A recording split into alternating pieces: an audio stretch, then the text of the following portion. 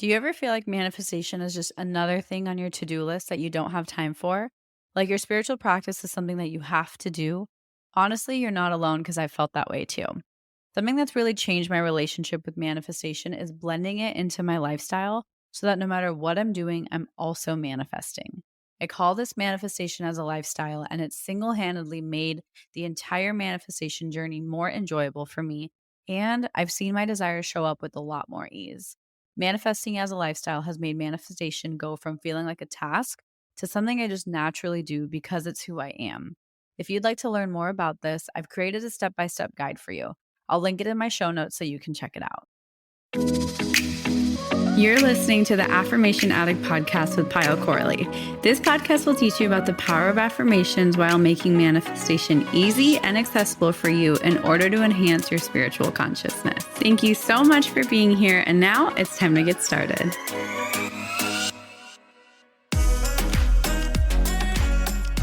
Hi, everyone, and welcome back to the Affirmation Addict podcast. My name is Pyle, and today we are talking clarity. So this episode was inspired by kind of my own journey, and I'll be completely candid as always, but I feel like for the past year, I have been really unclear and it felt horrible. It felt like I was just foggy and lost and didn't fully know what I was doing, but was kind of trucking along. And it just felt like I was almost stuck. And I didn't realize that what I was missing was clarity. And so this episode, once again, hindsight is always 2020 for me. I do so much reflection that I'm able to piece together things. So hopefully my reflection can always replace some time that you have to spend in this state, and it can bring you some clarity. Haha, I was not trying to be funny, but that was funny. So hopefully just my own experiences can just cut down some of the back and forth that you have to do with yourself and on your own journey. So for me, where this is all starting from is in my career, in my business specifically. So I've been in business for 4 years, and then just this past year, so much changed. I just felt so much resistance, and I know that's normal in entrepreneurship, but it just felt like nothing was actually going right. I wasn't seeing much growth. My business every single year has always kind of been exponentially increasing. And then I just hit a plateau, and it was a super sudden plateau that I was not expecting. And I realized I'm a full believer in that your business is a reflection of your own energy sometimes, and is very connected to your own energy. Maybe not a reflection, that's a lot of pressure, but it is connected to your own energy. And so if you're feeling off, your business might also be feeling off sometimes. And I think so much for me in terms of clarity, I was just confused. I was taking in so much input. I was listening to podcasts. I was reading business books. I had a really big team of people who were really helping me from all lenses, from my app developers to the people I worked with every day to people who I didn't really work with that much, but I was just getting so much advice that I feel like all of the noise, and I was listening to my audience. I was like, what does my audience need from me? And I listened, but then I kind of stopped listening to myself. I listened to everybody because I'm a full believer. You have something to learn from everybody. So I think I was acting with good intentions, but when we are so open-minded to receiving information, and this doesn't only apply in business, this can be advice in any area of life, whether you're a new mom, whether you're going to college, whether it's a certain industry you're stepping into, whether it's about skincare or about your food, whatever it's about. I think that there is so much information in social media, in everybody else's lives, in people we trust, in experts and coaches, in the general population and societal norms. I feel like we have so much information that we get confused with what is our own belief and what is everybody else's, or a combination of everybody else's. So personally, for me, what I experienced is I realized that I needed clarity when I just felt like I had everything, but I still felt stuck. I noticed a big shift in my business in terms of just growth on all levels, whether it was financially, whether it was on Instagram, whether it was just in my desire to even create and show up in my business. I noticed a huge shift in all of those areas. And I noticed such fatigue, almost like decision fatigue. I just felt such disconnect and resistance. It was very foggy. I knew something was off. I just didn't feel great. But I was like, what do I do? Like, I didn't know what to actually do. And I didn't realize I was actually putting myself in a cycle because I was like, okay, well, let me listen to more. Maybe I just need more inspiration. And I kept just seeking external inspiration and knowledge and wisdom that I could learn from. And maybe that's what you're doing when you're listening to my podcast. So maybe I am a source of noise, so to speak, for you, and not in a bad way, but in a way where we can only learn so much from the world around us and our experiences. And ultimately, the most we can learn from is from ourselves. No one can teach you the lessons that you have to learn unless you spend the time to learn them within yourself. I know that's confusing, but I will explain that in just a second. But I really realize now that what created this lack of clarity and led to that moment and was a buildup to the moment of I'm not growing anymore and I can feel that and I don't like that feeling, was me over consuming everybody else's noise and trying to implement everybody's strategies or everybody's opinions and everybody's suggestions. And I did agree with them. It wasn't even because I disagreed, but it was in a way a form of me people pleasing. And I believe I've talked about this before on the podcast, that I think people pleasing is a huge source of just lack of peace in our life. In some way or the other, I think we people please a lot, whether it's to fit in, whether it's to not hurt people, whether it's to hopefully gain approval. I think people pleasing drives a huge amount of our behaviors. And I had no idea the connection between clarity and people pleasing and noise. So for me, I learned that I was taking in way too much information and I cut out the most kind of crucial source of wisdom, which was myself. I stopped reflecting with myself. I stopped thinking about what do I want? What's important to me? And I even knew what I wanted. I knew the idea that was important to me, but I wasn't prioritizing it enough to actually spend time to articulate it. And when you are in this state of overly consuming, it's really hard to turn off everybody else's noise. It's really hard to just quiet down everybody else, their volume, and turn up your volume. It's actually very hard, even if you know in theory to do it. If you're in the same boat and you already have this awareness, I get it if it's hard, because it took me an entire year to actually quiet down people's volume, everybody else's volume, my habit of turning up their volume and then turning down mine. It took a really long time for me to actually start to shift that around. And once I started to shift it around, clarity, wow, it felt so good. Clarity felt so certain. It felt so sure. It felt so like proud. And proud is actually a word I hate. I never like using the word proud. I never like saying I'm so proud of you. I don't like that, because who am I to be proud of you? You should be proud of you. But the clarity brought these feelings that I never thought I could actually experience through clarity. I thought it came through other things. I didn't know that certainty and that true knowing came with clarity, because I thought certainty came with belief. But actually, certainty comes with knowing who you are, regardless of what everybody else thinks. I thought certainty came with a true plan that nobody can mess up. But certainty for me came with a lot of unknowns, but certainty in what my vision was. And for me, my vision, and you've heard me say this now again, was manifestation is a lifestyle.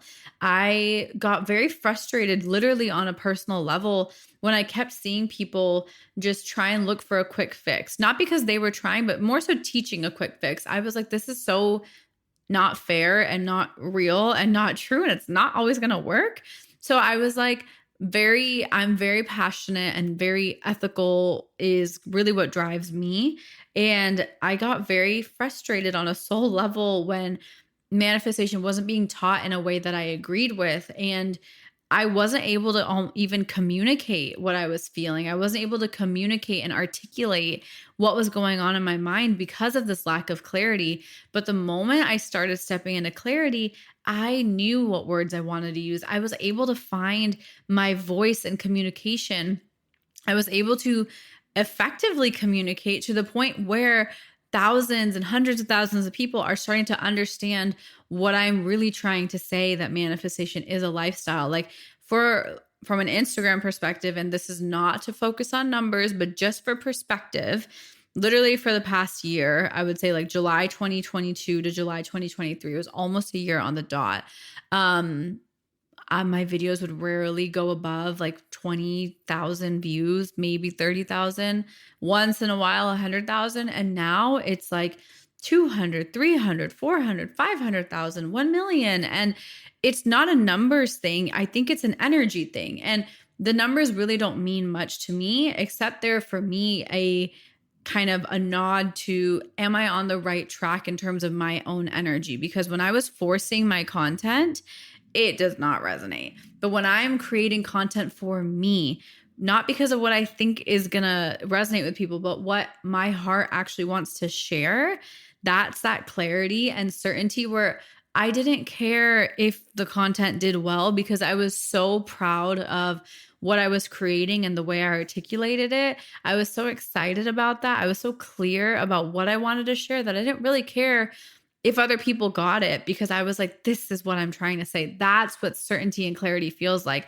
And there's a super small difference that it wasn't to get the views, it wasn't to grow, but it was to actually feel like I'm expressing and sharing. And I think clarity is pairing with courage to share and express your authenticity. And I think clarity is a byproduct of being your authentic self and learning who your authentic self is and kind of giving yourself time to figure out what your authentic self is. Hi, beautiful friend. I hope you're enjoying this episode. I wanted to hit pause for 15 seconds and share with you about my spiritual membership I created to help you raise your vibration and manifest with ease. I created Affirm It so you can have access to all, and I really mean all, of the spiritual tools you need to step into your higher self and watch your dreams manifest with ease. If you're really ready to dive into your spirituality and connect with your highest self, I invite you to join the Affirm It membership. More details are in the show notes if you're interested. And now let's jump back in. So that's kind of the difference. That was a very long explanation of the difference.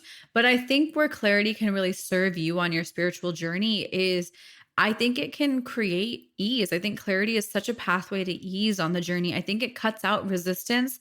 I think it cuts out frustration. I think it cuts out running around in circles and creating too many patterns. I think it cuts down time. And I don't like talking about time, but when I did hit clarity, I literally, kid you not, my business, my perspective, it completely did a 360 in 30 days. After a year. And another perspective is from 2022 to 2023, I was constantly losing followers. And it doesn't even mean anything to me. But what I know is when I'm losing followers, it means that my energy is not willing to accept people into my world. It doesn't even mean that it's not resonating to me. But what it means is I didn't even have space to hold. I wasn't even able to hold space for more people in my community. And I was subconsciously shrinking because I was so uncertain. I was so unclear as to how I wanted to show up and what I wanted to share, that my kind of need to figure out needed more space. And I couldn't keep that many people in my community. I couldn't hold space for that many people in my community. But now that I have that clarity, it has been growth after growth after growth, which I hadn't seen in an entire year. And as a business owner, when your business comes from social media, a lot of it, when you're not seeing growth, when you're seeing decreasing, it's a very interesting, scary, and shadow-filled experience that I'm so grateful for. But all of it, all of the hard stuff was rooted in a lack of clarity for me. And so I think clarity can support your own spiritual journey, your own manifestation journey by, I think, cutting out a lot of the things that we don't like, a lot of the frustrations and scariness and doubt and fear that comes along with manifestation. I think clarity really cuts a lot of that, as well as it adds and amplifies speed. I think it amplifies enjoyment. I think it creates peace and ease, and it allows for detachment, which I think we all really struggle with, is when we want something so bad, we're so attached to it. But I think clarity creates and allows for detachment. I think clarity is one of those very underrated, abstract concepts that really, really can create such a pathway. So now that I've really pitched clarity to you and to why I think it was so important for me, I will share with you what actually got me clarity. So, of course, affirmations and visualizing, but what do you mean when you're visualizing for clarity? Hopefully, my example of the differences of what clarity felt like versus lack of clarity felt like can give you examples to visualize and create affirmations for. But what actually helped me, because I didn't even know what clarity felt like, and this has been a theme in the past few episodes where it's like, we don't even know what we actually want. So how can you manifest something you don't actually know how it feels?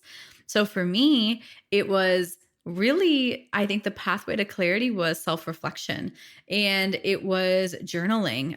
Even if journaling isn't your form, but there's a book called The Artist's Way. Yes, The Artist's Way. And the whole premise, it's a very old book, but it's so beautiful and it's becoming very popular. Essentially, The Artist's Way talks about how we're all artists, we're all creators. And I fully believe that we're all creators of our own reality.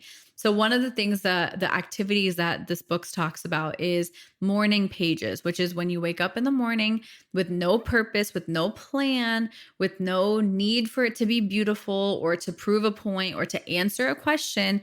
You just write 3 pages. You can write them by hand. I have some friends who write them, who type them out, that don't want to write. So the book says write it by hand, but we can tweak, right? If you feel like you can't write it by hand, maybe you type it on your notes. Maybe you grab your laptop, and maybe it's not 3 pages. Maybe it's just 1 page. So feel free to flex on that. But the act of just opening up space for your consciousness and your subconscious to show up, I think holding space, and I think this is a form of meditation.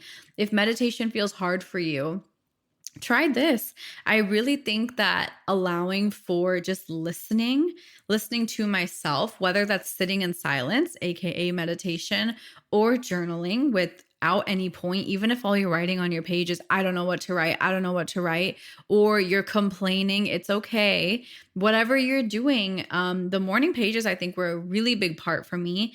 And the second big thing was just sitting and pondering, just sitting and reflecting. And what it looks like on a surface level is literally looks like you're just doing nothing. It's very easy for us to distract ourselves. We sit on our phones, we watch TV. But if you can even cut back 5 minutes of TV time, 5 minutes of scrolling to just sit with yourself, one, you'll realize how antsy you are.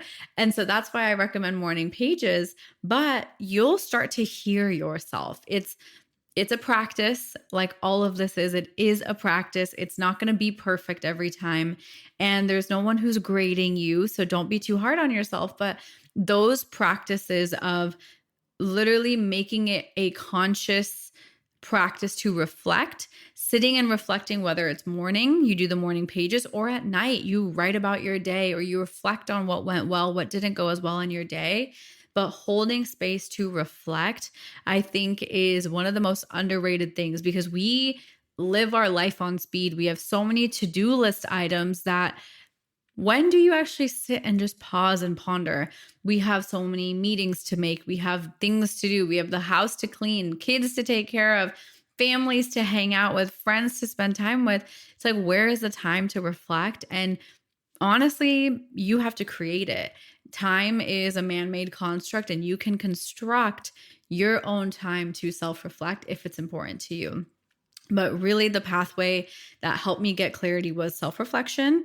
And one of the ways I reflected was just in meditation, just sitting there, or in my journal. My journal helped me feel like I wasn't doing nothing, because sometimes meditating with a busy mind was my worst enemy. And so actually journaling without any point, without having to focus on what I'm writing, even if it's just gibberish or random words, that felt really good. And then the third thing was, again, more creative, artsy journaling. And I want to share some of the artsy journaling I've been doing. I haven't shared it yet on socials, but I will share some. There, it's like you're incorporating color and creativity and painting and cooking and just into your practice. And I think that was so helpful for me, was to live my life from a lens of curiosity and reflection rather than through a lens of what do I need to do next? What's next on my to-do list?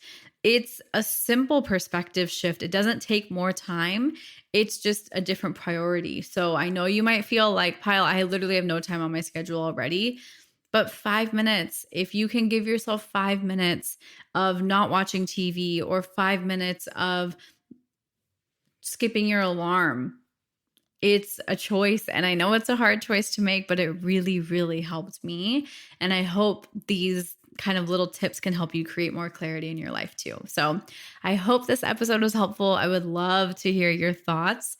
And if you've been on the same page or if you're experiencing something similar to what I experienced. So thank you so much for listening. If you made it this far, I love and appreciate you, and I will see you next week. Bye. Thank you from the bottom of my heart for listening, and I hope you enjoyed today's episode. If this episode resonated with you, it would mean the world to me if you could rate and review the podcast and share it on your social media, so I know to keep creating episodes that are inspiring you to manifest. I'm so genuinely grateful for the time we shared today, and I'd love for you to join the community by following @AffirmationAddict on Instagram. To continue diving into spirituality and manifestation, head over to my website, affirmation-addict.com. Until next time, I'm sending you so much love and so much healing energy.